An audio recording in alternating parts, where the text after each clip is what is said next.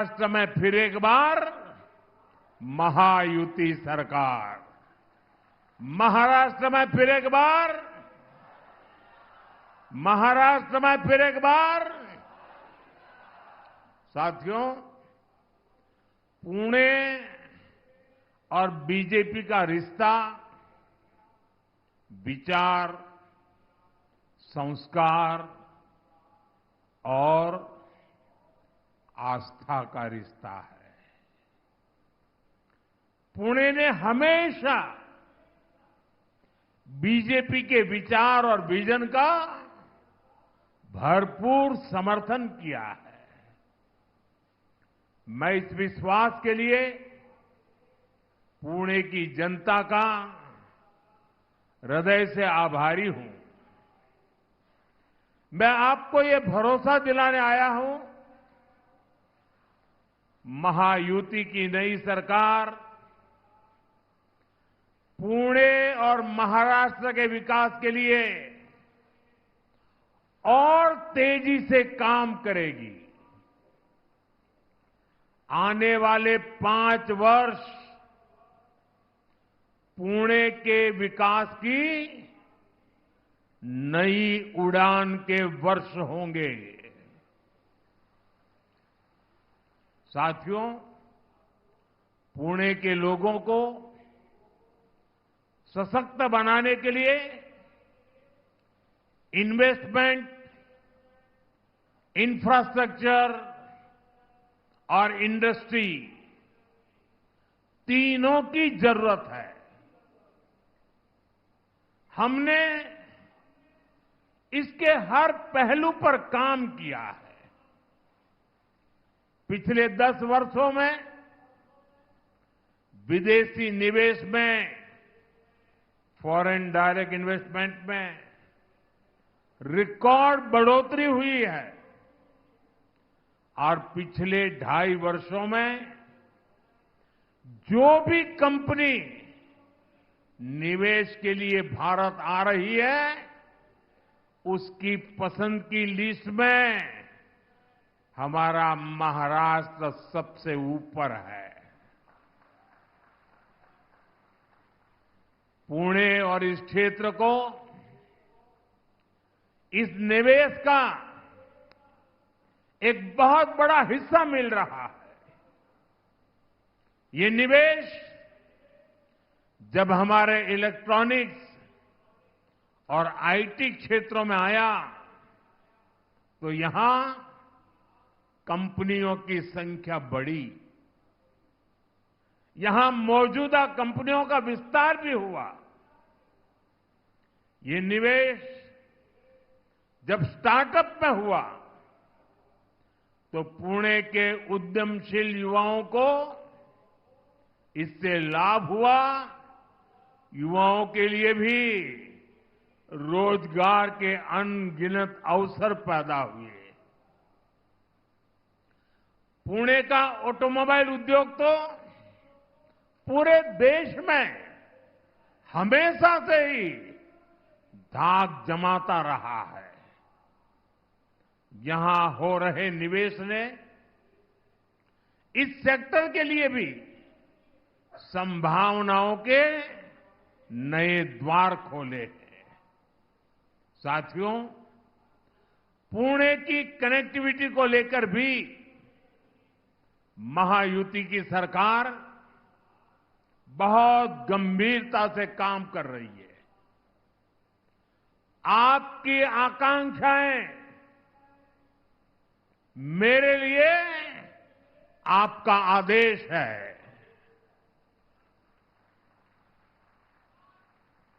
आपके सपने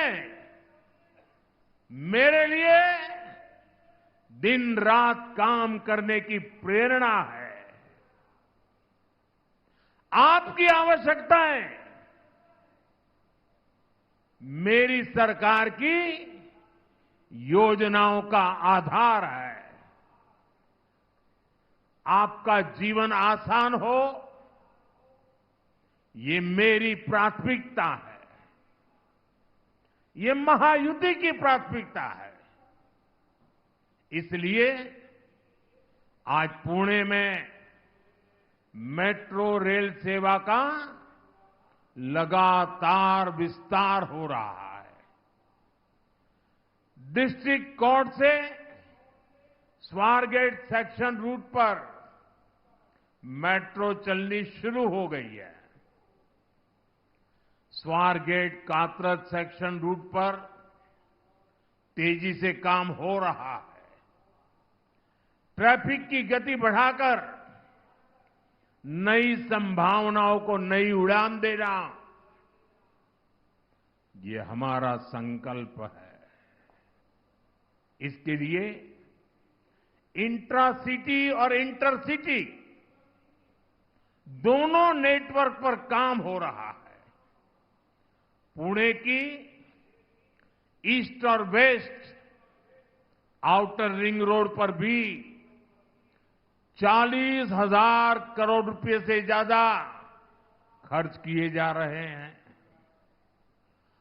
Khopoli Khandala missing link के लिए 6,500 करोड़ रुपए से ज्यादा खर्च किए जाएंगे।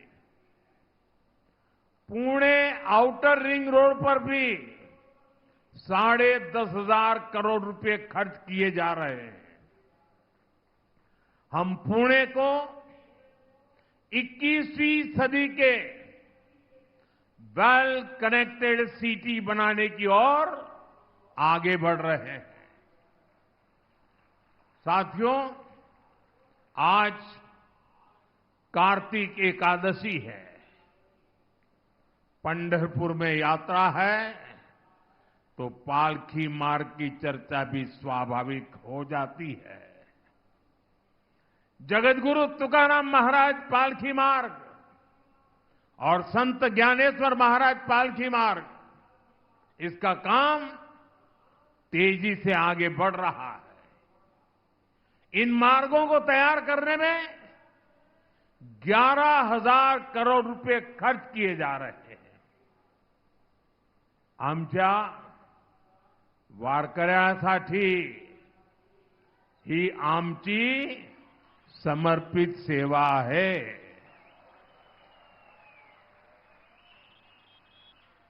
साथियों, महाराष्ट्र में विकास कार्यों की एक गति अभूतपूर्व है।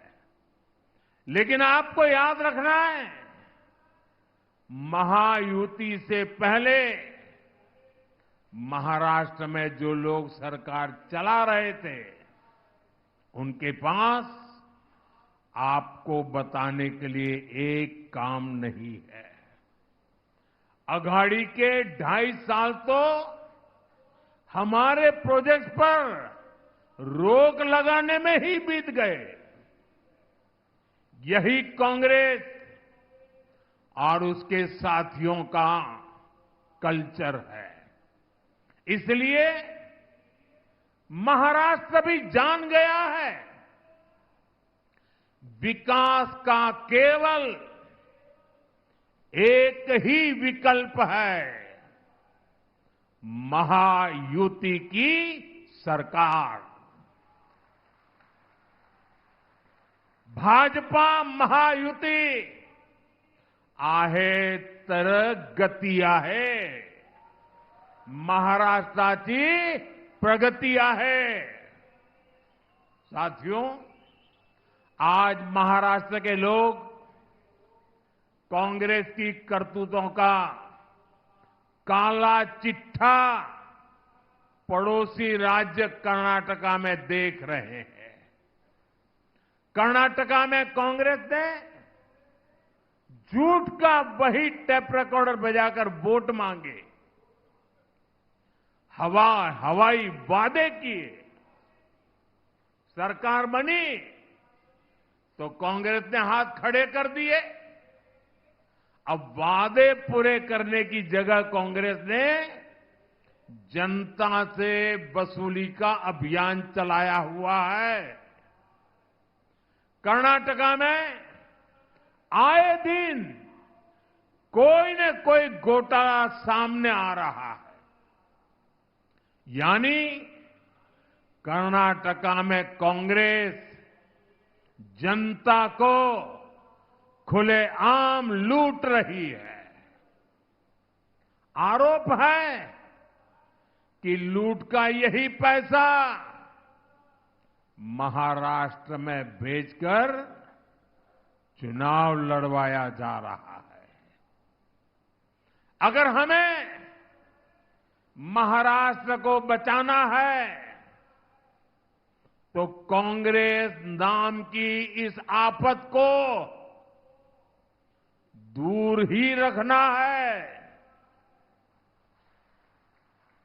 साथियों, पूरा देश इन दिनों कांग्रेस का एक और विश्वासघात देख रहा है। कांग्रेस ने जम्मू कश्मीर विधानसभा में आर्टिकल 370 फिर से लागू करने का प्रस्ताव पास किया है। जो लोग संविधान की किताबें देश को दिखा रहे हैं और महाराष्ट्र में कोरे कागजों वाली किताब बांट रहे हैं, जरा मैं उनको पूछना चाहता हूं, 6-6, 7-7 दशक तक उन्होंने देश पर राज किया है। जरा बताएं, बाबा साहब आंबेडकर ने बनाया संविधान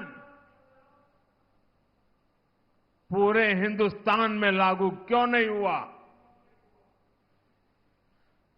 6-6, 7-7 दशक तक बाबा साहब का संविधान पूरे हिंदुस्तान में लागू नहीं था। आपको भी सुनकर के शायद आश्चर्य होता होगा, लेकिन ये सच्चाई है। जम्मू कश्मीर में अलग विधान था, भारत का संविधान वहां नहीं चलता था। वहां का विधान अलग, वहां का प्रधान अलग, वहां का निशान अलग। 6-6, 7-7 दशक तक पहली बार बाबा साहब का संविधान जम्मू कश्मीर में तब पहुंचा जब आपने मोदी को सेवा का अवसर दिया। इन्होंने 370 की ऐसी दीवार खड़ी कर दी थी कि भारत का संविधान वहां घुस नहीं सकता था। आपके आशीर्वाद से 140 करोड़ देशवासियों की प्रबल इच्छा शक्ति से आपके इस सेवक मोदी ने 370 को जमीन में गाड़ दिया है।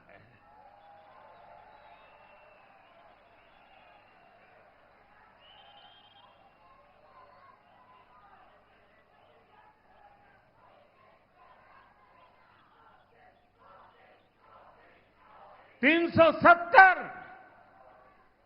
जिसने कश्मीर को भारत से काटने का काम किया, 370 जिसने कश्मीर में आतंकवाद और अलगाववाद को हवा दी, 370 जिसने कश्मीर में भारत का संविधान लागू नहीं होने दिया, बीजेपी ने उसे खत्म करके कश्मीर में तिरंगा फहराया है। हमने कश्मीर में शांति बहाल की, अलगाववादियों के मंसूबों को नाकाम किया। जिस लाल चौक में कभी हिंदुस्तान के तिरंगों को जूते के नीचे रौंदा जाता था, आज शान से लाल चौक में तिरंगा झंडा फहरता है। इस बार दिवाली में लोगों ने देखा है कश्मीर के लाल चौक में दिए जगमगा रहे थे, हजारों दिए जगमगा रहे थे और लोग बड़ी शान से दीपावली का त्योहार मना रहे थे। लेकिन कांग्रेस और उसके सभी चट्टे बट्टे साथी फिर से जम्मू कश्मीर में 370 लागू करने के लिए विधानसभा में प्रस्ताव पास कर रही है। मैं पुणे के मेरे देशभक्त भाई बहन, मैं आपसे पूछता हूं और मैं आशा करता हूं कि आप पूरी ताकत से जवाब देंगे। कश्मीर में फिर से 370 लागू करना, ये किसकी मांग है? किसकी मांग है? ये किसकी बात है? साथियों, पिछले 70 साल से ये भाषा सिर्फ और सिर्फ पाकिस्तान बोलता रहा है और आज जो भाषा पाकिस्तान बोलता था वो भाषा कांग्रेस बोल रही है, उसके चट्टे बट्टे बोल रहे हैं। साथियों, शाम का समय है, पुणे की नगरी है। देशवासियों को 370 का हमारा जो निर्णय है, जिसको उलटने का कांग्रेस खेल खेल रही है, उनको दिया दिखाना जरूरी है। आप अपना मोबाइल फोन निकालिए और अपने मोबाइल फोन से फ्लैश लाइट चलाइए जरा, मंच वाले भी जलाएं। देख लें देश के लोग, ये 370 हटाने का समर्थन है। देश अब कश्मीर को दूर रखने के लिए तैयार नहीं है।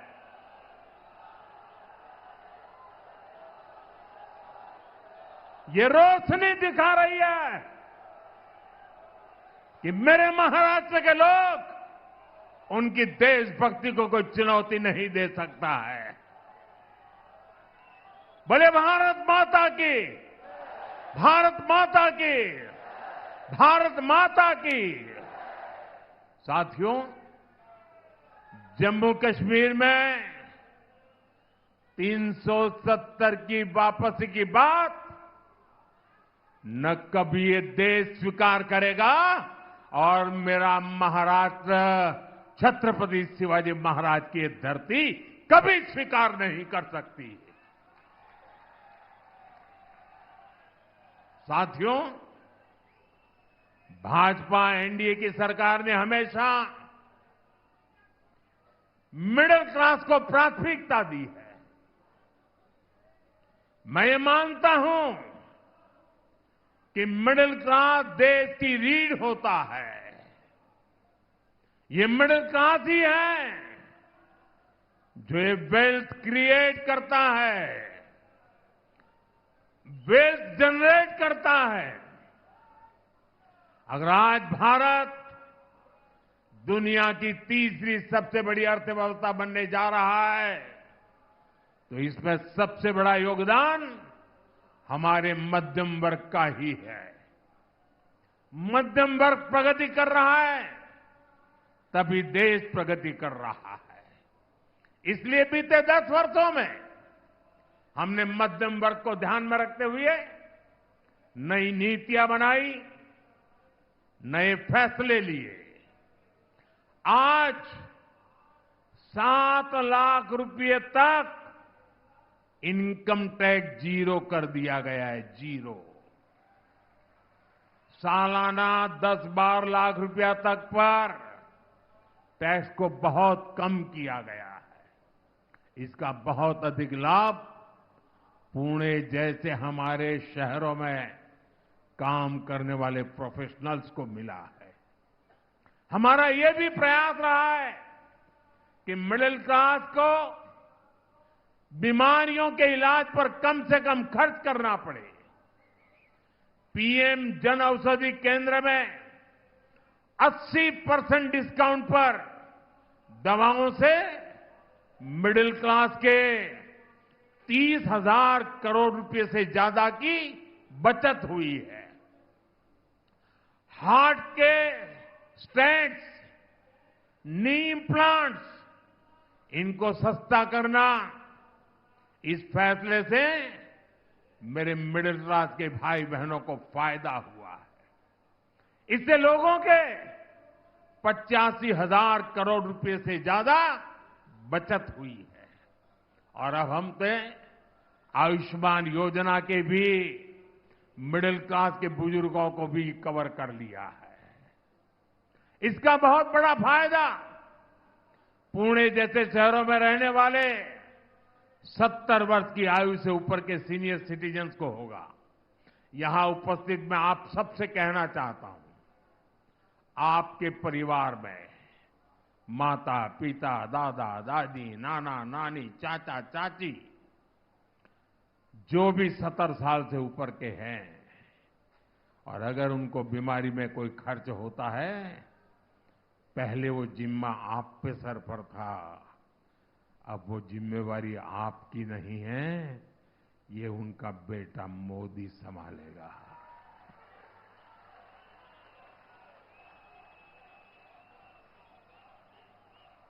आयुष्मान वय वंदना कार्ड से अब उन्हें 5 लाख रुपए तक का मुफ्त इलाज मिलेगा। लोकसभा चुनाव के दौरान मैंने एक गारंटी आपको दी थी और अब मोदी ने अपनी गारंटी पूरी करके दिखाई है। साथियों, हमारी सरकार गरीबों को तो पक्के घर बनाकर दे रही है, मिडिल क्लास के घरों के लिए भी सब्सिडी दे रही है। हमने रेरा जैसा कानून बनाकर मिडिल क्लास के सपनों के घरों को सुरक्षित किया है। साथियों, मिडिल क्लास का एक प्रमुख खर्च बच्चों की एजुकेशन पर होता है। हाल में ही हमने पीएम विद्यालक्ष्मी योजना शुरू की है।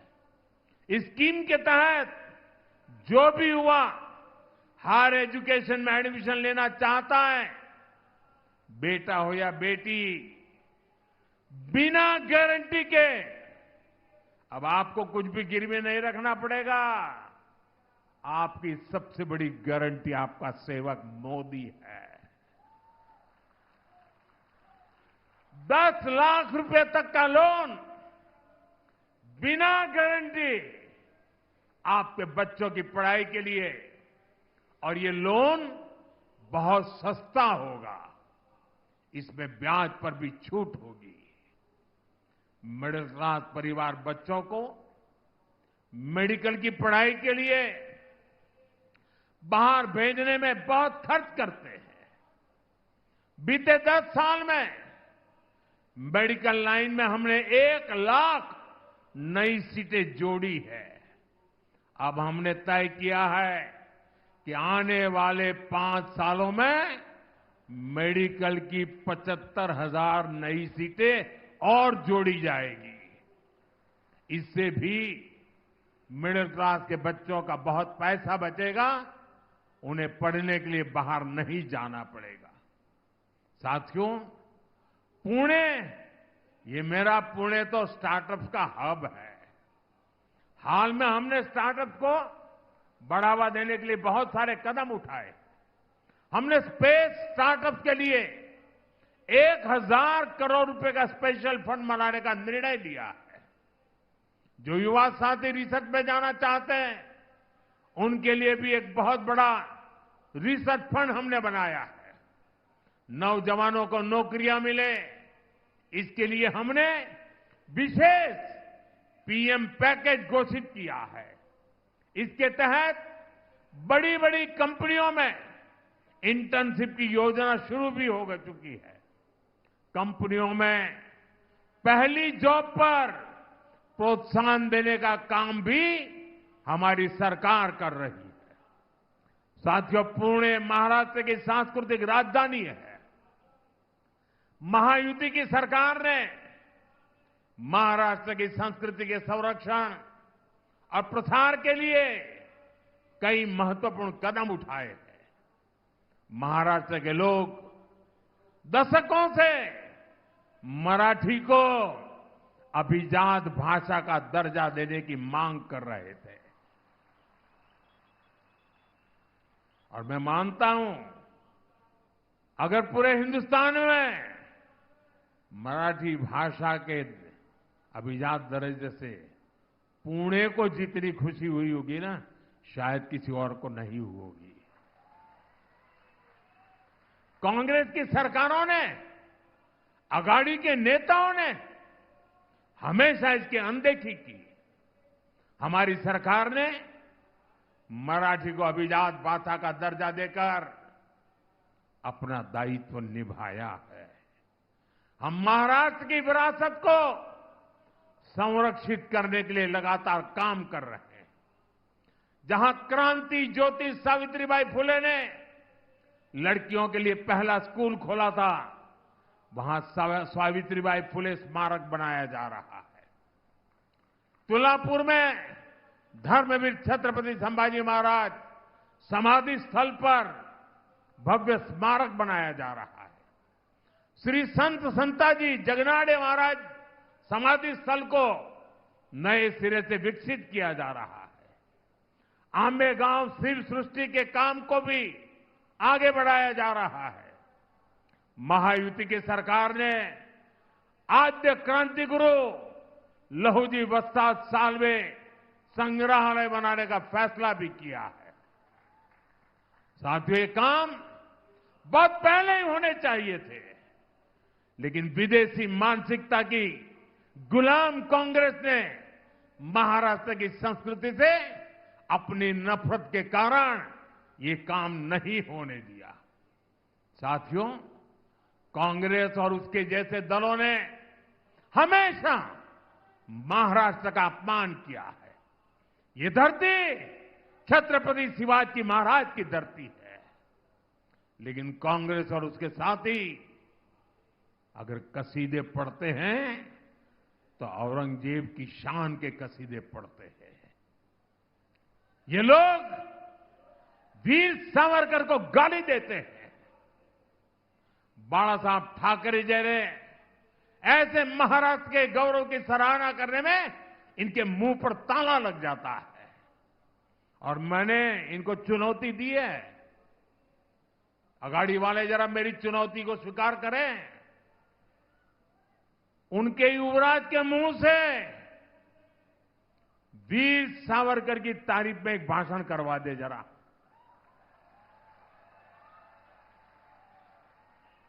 मैं अघाड़ी के साथियों को कहता हूं, अगर उनमें दम हो तो उनके युवराज के मुंह से बाला साहब ठाकरे की जरा तारीफ करवा करके सुनाए महाराष्ट्र को।